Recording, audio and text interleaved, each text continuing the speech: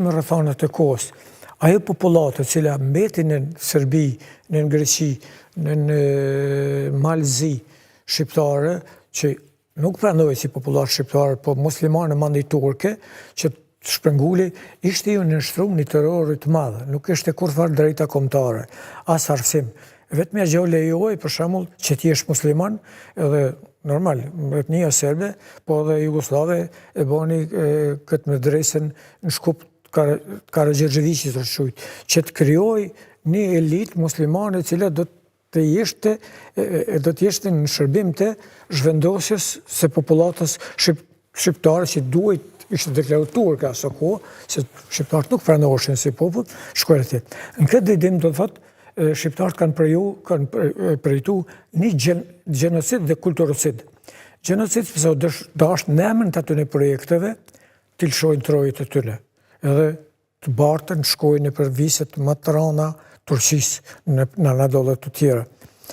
Dhe ti nështrojnë po ashtu dhe një kulturocidi tjetër atje, sepse jo dashtë të registrojnë atë tursh, të ndrojnë emnat, të ndrojnë gjitha, edhe nuk është leju kur far identiteti i shqiptarëve atje. Dhe sot me drejt mund të thuhet, s'paku disa statistika, që 4-5 milion shqiptarë, shtetas Turqisë janë me origjinë shqiptare.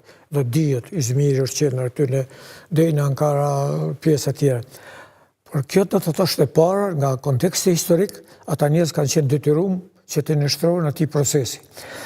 Nga aspekti sodëm, na mund të themi, sepse ajo është vazhdimësi e projekte hegemoniste, prej Qubilloviçit, projekti i tij të parë, Garashaninit, projekti Qubilloviçit 37-ën, projekti 2 44-ën, edhe politikës Miloševićit që e përdori për zhvendosjen, kolonizimin e Kosovës dhe ajo funkë që është, do të thonë, në përmes luftës. Po si është e mundur që nuk ishte një reagim më të fuqishëm të Evropës ndaj kësaj tragedie të njerëzve, qoftë të njerëzve të Kosovës, të Maqedonisë të Veriut të sotme, apo edhe të Grekëve, apo Evropa kishte probleme të tjera për vete dhe nuk kishte hallin se çfarë mund të pësojnë shqiptarët e Ballkanit. Evropën nuk duhet ta shikojmë sikur sot që është një bashkësi demokratike e lirisë.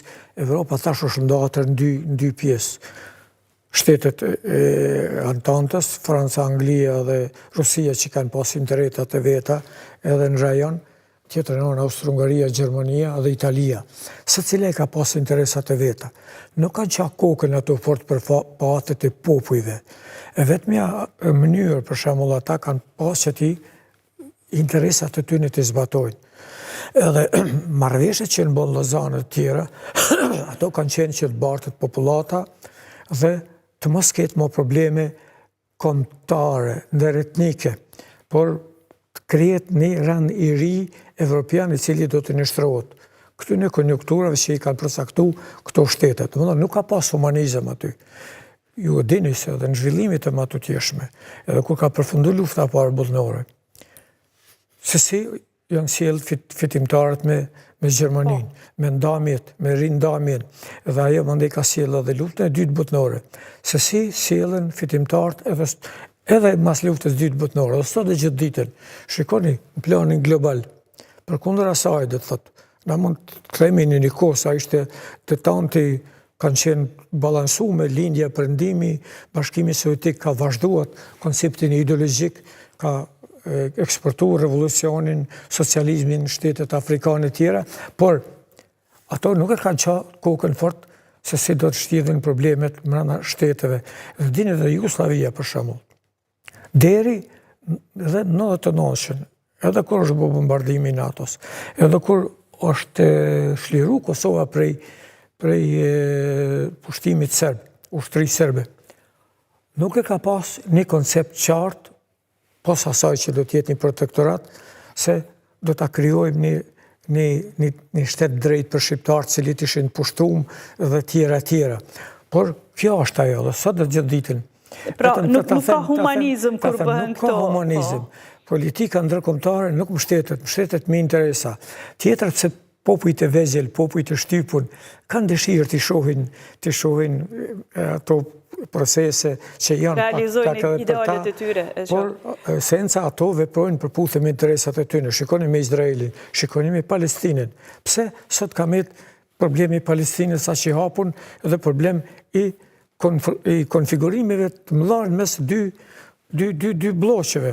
Edhe kush është viktim? Janë populli Izraelit aty, janë kurdet po ashtu viktim. Ka plot popull në Evropë, po dhe në botë, që janë viktima të geostrategjisë, të marrëveshjeve pa përfundume, marrëveshje të ngrime. Shikoni Vietnamet, shikoni Koren, shikoni Tajvanin mundshit. Janë krizat hapura, cilat faktorin ndërkombëtar nuk e qanë kokën. Pra jo gjithë kanë patur fatin tonë, me një fjalë.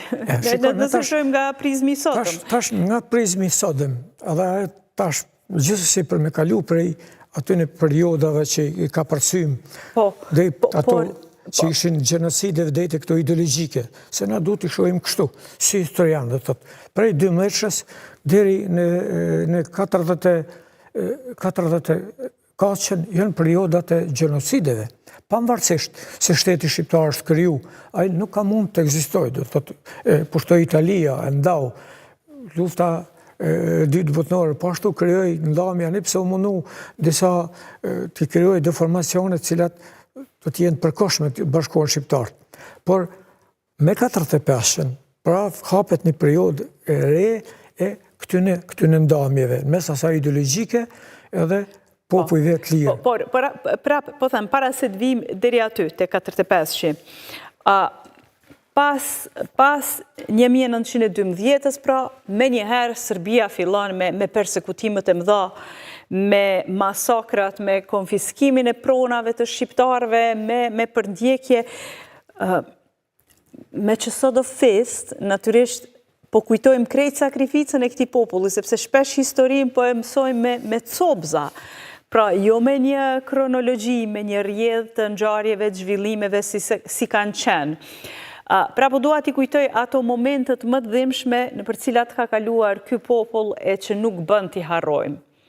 Pra, pas persekutimit të madh, pas shpërnguljes të madhe të shqiptarëve, me çfarë metoda tjera është munduar Serbia ta përndjek, ta shpërngul të popull nga ky vend? Unë qëllimisht e thash atë, do të thonë mas 45-s, kur dahet bota faktikisht sfera lindore në Bashkimin Sovjetik dhe komunizmi i fiton një hapësinë të madhe, do të thotë në ditë Hungaria, Çekia dhe të tjerat, dhe bota tjetër, shqiptarët kalojnë një periudhë tjetër edhe përkundër asaj që ka qenë ideologjike me konceptin e barazisë klasore, që ka pas edhe Jugoslavia, do thotë, që do të krijojmë barazi ideologjike, ajo prap ishte me shumë probleme mëdha me shqiptar. Pse?